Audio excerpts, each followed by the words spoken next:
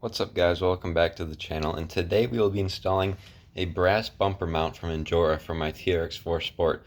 So let's get right into it. So it does come with a couple of pretty cool stickers. You got Route 66 and whatnot. So let's get right into it. Take off all our body clips.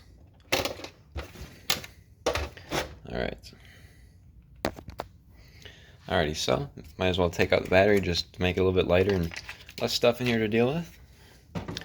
So pretty much what you'll need to do is take off your bumper, and then the bumper mount screws, which are right here. So I'm going to do that and then get back with you. And just like that, we have our bumper off. So now these two holes, that one right there, and the one on the other side, you have to unscrew those to get the bumper out of the mount. Alright, now that we've gotten that separated, now we can work on opening this brand new brass bumper mount.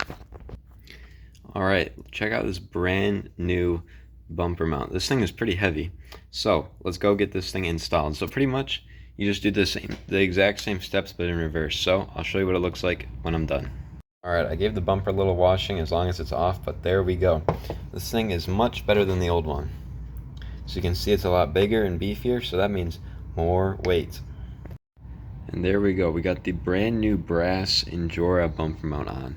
So thank you very much for watching, and comment down below what we should do next to the TRX-4 Sport. Thanks for watching.